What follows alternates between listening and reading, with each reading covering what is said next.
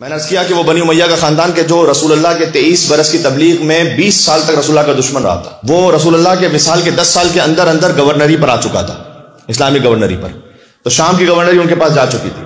اور یزید ابن ابی سفیان کے بعد معاویہ ابن ابی سفیان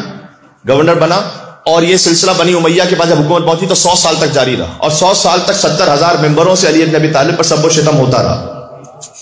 اچھا، یعنی جمعے کے خطبے، عید بقر کا خطبہ، بقرہ عید اور عید الفطر، کم از کم یہ 2 عیدوں کے خطبے اور ہر جمعے کے خطبے میں مولا علی علیہ السلام پر سب و شتم ہوتا تھا. اچھا، جو سب و شتم کرنے والے تھے، وہ جب خطبہ دینے والے تو وہ عالم تھے نا، انہی عالموں میں سے کوئی راوی بنا، کوئی محدث بنا، کوئی مفسر بنا. اب ان کا جو تفسیر کا پوائنٹ ہے یا ان کا جو حدیث کا پوائنٹ ہے، اس کی بنیاد کس بات پر ہے؟ مولا علی سے حسد پر ہے، جو ہمارا موضوع ہے. اور معاملہ اس حد تک آگے بڑھ گیا کہ پھر یہ مولا علی پر کیا ظلم ہوا ہے کہ یہ طے کیا گیا اصولوں میں کہ جو علی کی مدح میں حدیثیں بیان کرے اس کی گواہی کو قبول نہ کرو، اور پھر کچھ اور نام لیا گیا کہ وہ ان کی گواہی پر اگر کوئی ان کی مدح میں کوئی حدیث بیان کرے تو اس کو انعام دو، اس کو اکرام دو، اس کو عہدے دو، اس کو عزت دو. تو سلسلہ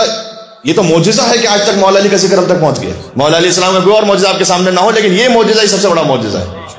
علامہ حلی سے جب پوچھا گیا کہ مولا علی کے بارے میں بیان کیجئے تو انہوں نے جواب دیا کہ میں کیا کہوں اس شخص کے بارے میں کہ دشمنوں نے جس کے فضائل حسد کی وجہ سے چھپائے اور دوستوں نے جس کے فضائل تقیہ کی وجہ سے چھپائے، لیکن آج بھی شرق اور غرب علی ابن ابی طالب کے فضائل سے